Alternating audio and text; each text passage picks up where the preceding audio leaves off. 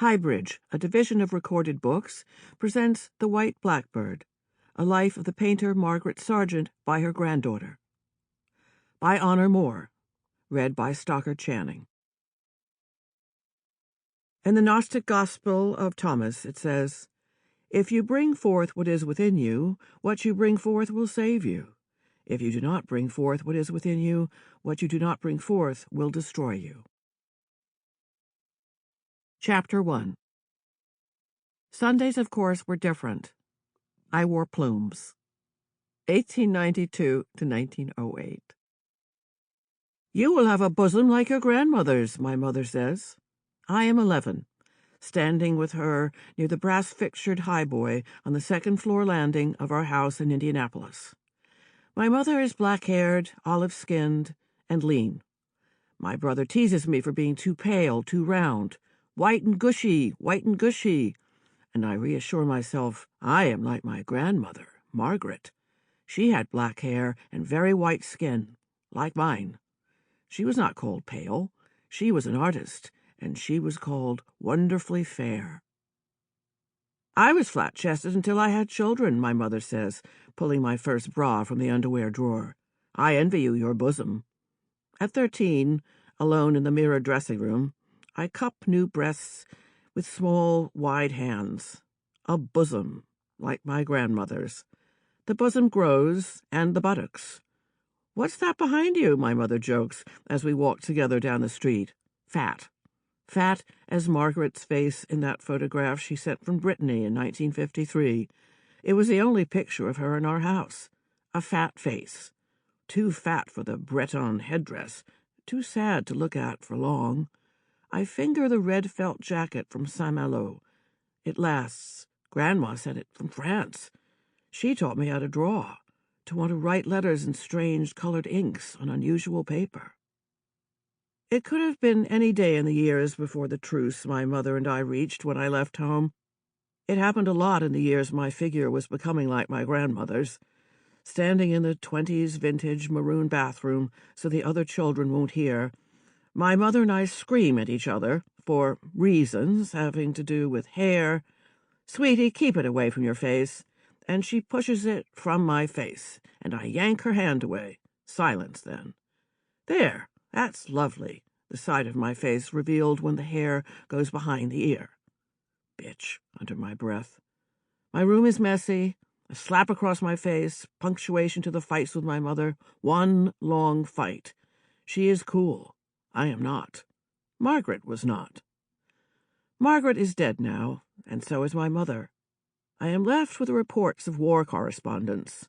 All the time, my brother says. She screamed at you, screamed. And my sister. Once I asked Mom, "Why are you so mean to Honor?" What did she say? Nothing. And my father. "My psychiatrist told me to stay out of it, mothers and daughters." 20 years later, my brother. "She was fighting something back in you, definitely, tamping it down. It was her mother in you. She saw Margaret growing in you." My mother at the telephone when telephones were black. "Grandma's in the hospital again. What's wrong with her?" "Mentally ill." My mother stands there touching her head. "It means her mind is sick." "Her brain?" The feeling inside my own head. Nothing in my mother's voice tells me her fear. 15 years later, I hold a white telephone as my mother tells me she herself is going into a sanitarium. Depression. Margaret's sad face. Oh, yes, her brain. Her mind. Oh, yes, I understand. That kernel of pain in my own head. A feeling starts to hurt, and you have no words for it. I help my mother set the table for a dinner party. From the high cupboard we lift white china, cupids, holding luscious, fake grapes, gifts from Margaret to decorate the long dining table. Margaret's wedding present. "You know the story of this table," my mother says as we place the silver in the red goblets. "She promised it as a wedding present. Then she had more shock treatments, and when we went to claim it, she wouldn't give it to us. The shock treatments made her forget even our wedding." My mother talks in a perfectly normal voice. "Finally we got it. The whole thing was just awful." I don't want you to have to cope with her, my mother said when I told her I wanted to go to Radcliffe. Cambridge was less than an hour from where Margaret lived. Of course, I wanted to go nowhere but Radcliffe. When the time came, Margaret was in a sanitarium. At Radcliffe, I was a Midwestern immigrant, even though all the men in my mother's family had gone to Harvard for generations, even though Radcliffe had been founded by my mother's paternal great-great-grandmother. I cry from fear the night before my first exam. I am too ashamed to speak the secret wish. I want to write.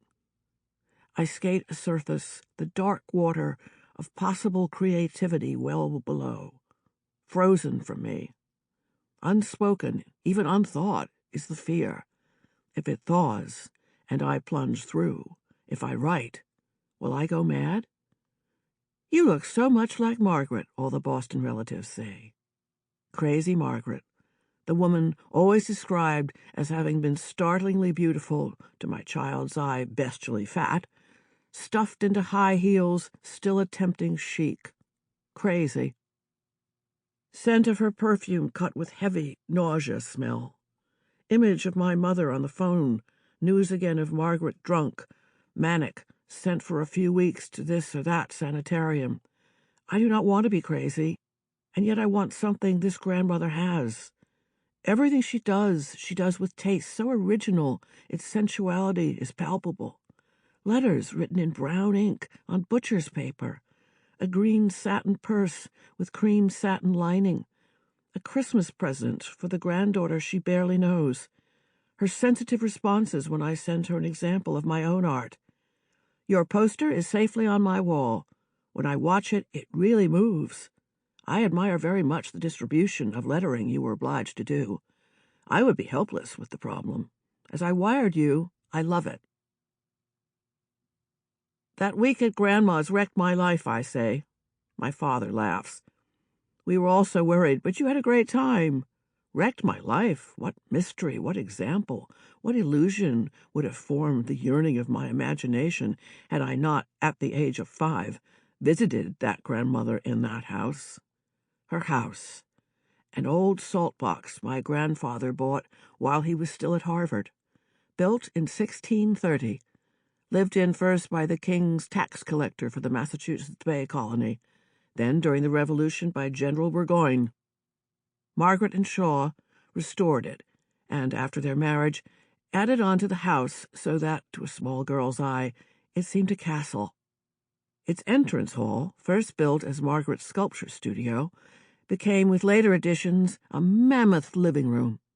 Off one corner, an octagonal tower walled with mirrors, Margaret left outdoors one winter to weather to an appropriate cloudiness. A pool walled with trimmed arborvitae, its entrance hidden so the hedge seemed a maze. Apple trees, like candelabra, espaliered against the dark clapboard. In her Spanish bedroom, Margaret directs as a photographer positions me. I ride a tiny antique rocking horse, Flash. On the wall above the mantel hangs a Chirico, 2 stallions, creamy manes lifted by desert wind, creamy tails streaming to the sand. I sit pasting paper, intent nearby, Margaret, pen in hand, sketch pad on her knee. Or Margaret sits near my bed, sketching as I fall asleep. When I wake, she's gone. I remember Jack, her green macaw, screaming, "Margaret!" over and over. And the darkened bedroom. "Shh, quiet," the cook says. "Your grandmother was up late." I remember shafts of sun coming through skylights, breaking the gloom of the living room, the quiet emptiness. But I don't remember what she sketched. I don't think I ever saw the drawing. Margaret stopped painting in her early 40s, and one day I had the nerve to ask her why. "It got too intense," she said, at 82, having survived 5 strokes, a divorce, years in and out of sanitariums. "For 20 years I worked," she answered, gravelly rasp rendered nearly incomprehensible by partial paralysis. "And then I turned to horticulture."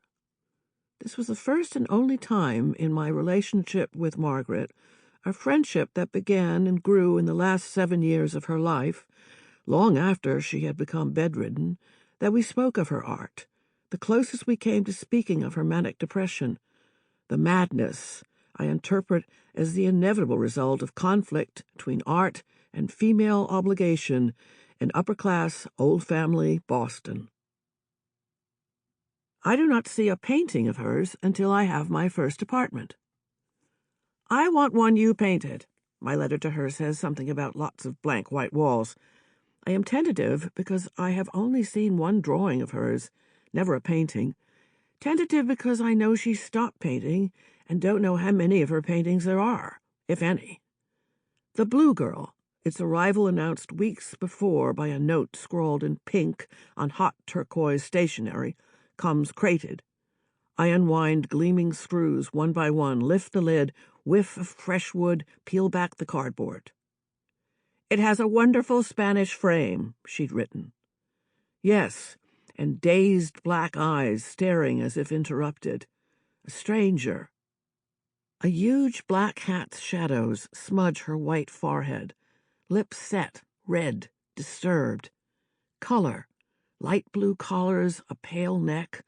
Behind writhe thick green vines, exploding ultramarine blooms. Brown hair to the shoulder, she sits, volcanic, holds the graceful white arm of an orange chair with both hands, as if to hold herself to the canvas. I am 21. This is my first adult intimacy with a woman who has given up. Who is she? I asked Margaret later. Her voice is already muffled by the first paralytic stroke. A model.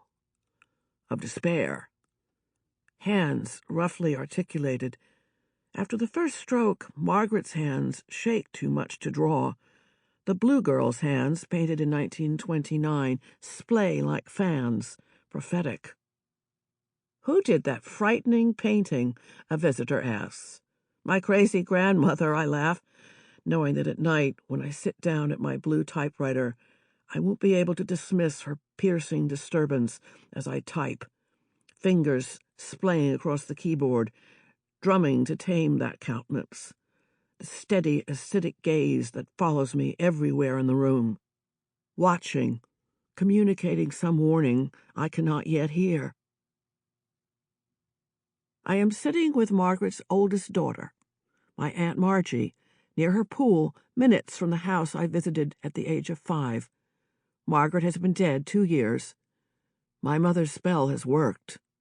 Margaret won't fit into the poem I keep trying to write, and every time I contemplate her, I am frightened. While she was still alive, I'd sit by her bed, chest tight, unable to ask what I wanted to know. Tell me about your life, Grandma. Tell me how you became an artist. Unasked were other questions. What must I do not to go mad, as you have?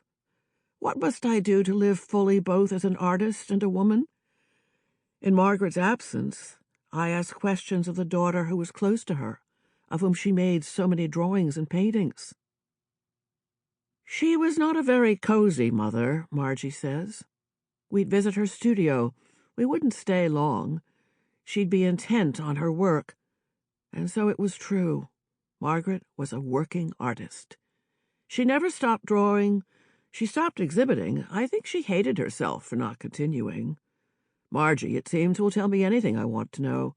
She gives me names of people to talk to, assures me Margaret's brother Dan will be happy to see me. But you better hurry up, she says. He's nearly 90, and so many of those left are dying. When I leave, she gives me a big portfolio full of photographs and drawings. The story starts in Wellesley, she says. Hurry up. In the portfolio, I find a photograph taken in Wellesley in 1952.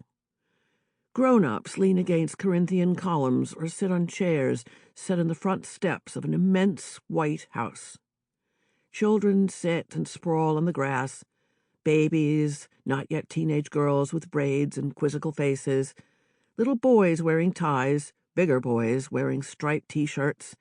Adults in fine pale linens. You can't miss Margaret. Near the center she sits, 60 years old, wearing the only dark dress in the photograph.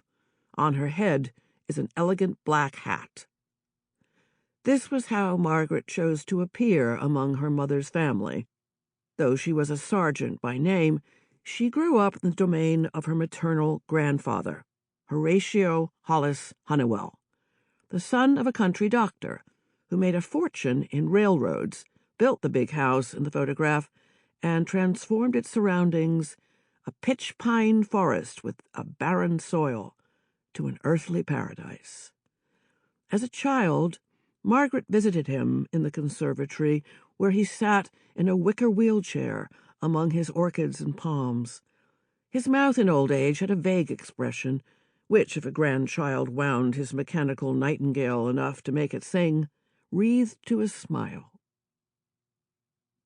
When Margaret turned to horticulture, she was returning to Wellesley, where in her childhood the fruits of Hollis's cultivation were at their prime. He hybridized scores of rhododendron, cultivated fruits and tropical plants in a dozen greenhouses, and proudly collected conifers for a pinetum that would include specimens from every continent. His tour de force was his Italian garden, the first topiary display in North America. No Vanderbilt with all his great wealth can possess one of these for the next 50 years, he wrote in his diary in 1899, for it could not be grown in less time. Judgment of topiary took into account not only the harmonious effects of the shapes of trees, a green cone by the side of a darker green pyramid, a tall pine clipped to look like an Olympian game of horseshoes, but also the effect of clipping on the texture of foliage. It was no small feat to adapt European pruning to trees that would survive in New England, and Hollis achieved it. After 50 years, 200 sculpted trees occupied 3 sloping acres at the shore of Lake Waban in Wellesley. 70 granite steps, edged by century aloes and granite urns, descended from a columned pavilion past stone goddesses to the water. Margaret's brother Dan took my curiosity about his sister seriously and invited me to Wellesley for the annual Independence Day softball game the Honeywells hold every year on the lawn of the big white house. He and Margaret were not yet born in 1889, when their Aunt Isabella instituted the festivities as a way for Hollis, widowed by then, to gather his children and grandchildren. This was to be the first time I visited the Honeywell estate. Wellesley, as the White House is called, had been designed by Arthur Gilman, architect of the Arlington Street Church in Boston. Nearby, each on a landscape property, loomed the Victorian cottages Hollis built. One each for his children, an extra for guests. The big house was named in honor of his wife Isabella's family, who had originally owned the land. Later, grateful for his gifts of a library, a town hall, and a park, the town of West Needham changed its name to Wellesley. At the lawn's edge, young Honeywells stir strawberry and ginger ale punch in a massive blue and white Chinese porcelain footbath.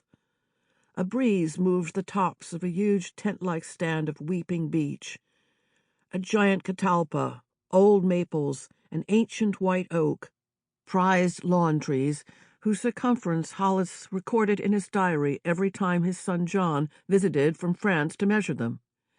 In 1889, the year of the first softball game, he wrote that the white oak, the one tree he had not planted, had grown half an inch a year, which made it full 200 years old at this time.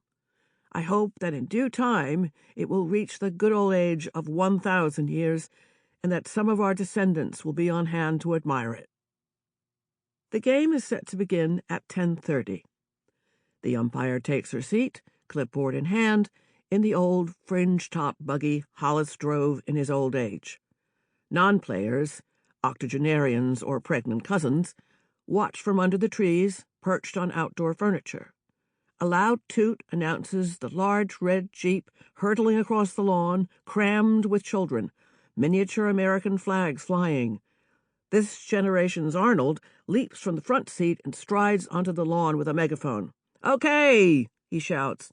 "Everyone whose name I call, get out on the field." He begins the list. "Hollis, Walter, Frank, Jenny, Isabella." As he calls, players of all ages run to take their positions, as they had in response to the same names on 90 prior occasions. Afterward, at the punch bowl, I am introduced as cousin Margarett's granddaughter, a writer. Immediately a clamor of voices begin a story. Margaret at the softball game at age 68. If you're over 60, you can have a younger surrogate run your bases, but Margaret hit a long ball that sent children scurrying to Washington Street, abruptly lifted her long black skirt to reveal a red taffeta petticoat, whose flounces rustled as she ran 1, 2, 3 bases, a home run.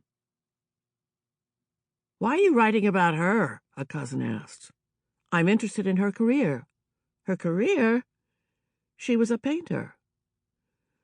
Lifting black to expose red among white-clad cousins, Margaret was painting a banner that signaled not only her own otherness, but that of her long-silent grandmother. Like Margaret, the painter, Isabella Honeywell goes virtually unmentioned on the great scroll of Honeywells, and yet her family's money and land were the foundation of her husband's extraordinary triumph. It was Isabella's uncle, Samuel Wells, who gave impoverished Horatio Hollis, his 12-year-old cousin by marriage, the great opportunity of his life, a job at the Wells banking house in Paris. And it was Isabella's parents who took her and her young husband in after the great crash of 1837, drove them back from Europe penniless with 2 small children. After writing home that she felt old as Methuselah after giving birth to her 2 eldest children, Isabella had 7 more, affording Hollis's dynasty the dimension of which he was so proud. Though she was timid, with a fidelity to home and family that amounted to passion, Isabella traveled at 16 with her sister to stay for a year in Paris with her Uncle Samuel and his elegant wife. As she sat one day in her uncle's banking office, copying out his correspondence, she noticed Hollis. The 2 were soon betrothed, but Hollis had no intention of leaving Paris. When Isabella, in protest, resisted setting a wedding date, a favorite aunt was dispatched from Massachusetts to reassure her, and the young couple were promptly married. 29 years later, Hollis, by now made extremely wealthy by real estate and railroad investments, took his wife and his 3 youngest children, including Margaret's mother Jenny, on a grand tour of the continent. For the winter, the children were left in school in Paris. In her diary, Isabella recorded roadside piracy, a blizzard that overturned their coach in the Alps, and the pomp of the Pope's Sunday appearance. In Venice, after a few lines about alighting from a gondola, the pages go blank. "It was in Europe," her youngest son Henry wrote, "that my poor mother had a nervous breakdown from which she never fully recovered." Jenny remembered that after Europe, her mother's eyes no longer met hers. At 13, she was effectively motherless. For Isabella, after the trip to Europe, the tonic effect of a week in Charleston or a trip to take the waters at Saratoga was never more than fleeting. If she was not away in a sanitarium, she sat in a wheelchair in her spacious, sunny room at Wellesley, dressed in black and weeping, obsessed by a certainty her husband would run out of money, except at her death in 1888, when he noted, "The beloved wife has found rest at last." Hollis never hinted in his diary of his wife's illness, hardly mentioned her at all. Jenny grew up in suppressing terror at any sort of separation, avoiding adventure, and fearing for her sanity as the Honeywell enclave moved between the summer palace on Lake Waban and a winter one Hollis built in 1862 on a Beacon Street lot he bought at auction as an alphabet of streets, Arlington, Berkeley, Clarendon, displaced the brackish Back Bay to accommodate Boston's new industrial rich. The household ran so smoothly, Jenny had no opportunity to express her lack of ease, and so she was considered shy and retiring, in contrast to her older sister Isabella, who had her father's unconflicted assertion and strength. When Jenny was 18, she made her debut at a ball her father gave in the ballroom of his Beacon Street mansion.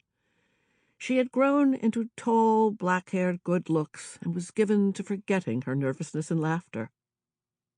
When she was 24, her older sister was married at Wellesley, and a year later Jenny gave a German, 160 friends, danced the waltz and turned the intricate figures of the cotillion. The winter she was 29, she gave 2 dancing parties for her friends, most of whom were married, and for her sister and older brothers, all of whom were married. She had resigned herself to living the spinster life her mother's sisters had. It was 1880, 15 years after the truce at Appomattox, and there were 75,000 marriageable women in Boston. Late that winter, Frank Sargent headed east from Wyoming. "The Honeywells aren't as aristocratic as the Sargents," Margaret declared one day when she was 15 and out on a walk with Dan and a Honeywell uncle. She assigned aristocracy to the qualities of her father's family, distancing herself from the Honeywells. As an adult, she prided herself on her weeping Sargentia, the hemlock shrub first discovered by her cousin Henry Winthrop Sargent, and when she became an artist, she proudly declared her individual ambition by announcing that she was a dissident, and hated the painting of her fourth cousin, John Singer Sargent. As a child, she hung on her father's stories of sergeants, mesmerists, tubercular poets, famous generals, and clipper ship captains. Far more interesting than the Honeywells she saw every day, whose courtesy restrained her as an arborist would a conifer in her grandfather's Italian garden. Margaret's first American sergeant ancestor, William, came to Massachusetts from Bristol, England, and in 1678 was granted 2 acres on Eastern Point in Gloucester. Margaret's generation was the 7th of his descendants born in America. His son, Epps, fathered 15 children by 2 wives, and it is for him that the Sargent genealogy, published in 1923, was named. Of his 5 surviving sons, 2 fought for the crown during the Revolution, and 3 for the colonies.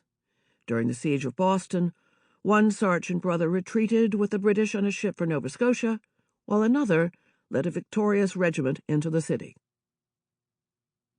It is from 2 of Epps' sons that Margaret and the painter John Singer Sargent descend. Singer Sargent's great-great-grandfather, Winthrop, was a patriot merchant instrumental in founding the Universalist Church in America. His brother, Margaret's great-great-grandfather Daniel, made a fortune in the triangle trade, fishing cod, shipping it to Gloucester for salting, then to the Caribbean as cheap food for the plantation slaves who loaded cargoes of sugar bound for Boston's distilleries. Daniel Sargent had 6 sons. 2 were merchants like their father, 1 was a temperance writer, and the youngest, Henry, was a history painter, a friend of Gilbert Stuart, and a creator of the monumental Landing of the Pilgrims that hangs in the museum at Plymouth. The 2 remaining sons are described by their descendants as either ne'er-do-wells or poets, and one of them was Margaret's great-grandfather, John Turner Sargent. I found no poems, just his brother's assurance he had the finest head and chest I'd ever beheld for a man, and the tale of his courtship of the beautiful Christiana Kitty Swan, the spirited heiress to a Salem shipping fortune, who defied her mother to marry him and was disinherited as a consequence. When John Sargent died young and her mother refused her any assistance, Kitty Swan rolled up her sleeves, took in laundry, and put 3 sons through Harvard. After excelling at the study of law, her middle son, Margaret's grandfather Henry Jackson Sargent, was invited to become secretary to the great Senator Daniel Webster. He turned Webster down, and when he inherited a fortune from his grandmother, abruptly abandoned law for the writing of poetry. "Lawyers must lie. I am a gentleman," and can't. The Sargent genealogy offers the excuse of poor health for Harry's choices, but years later... Sample complete. Ready to continue?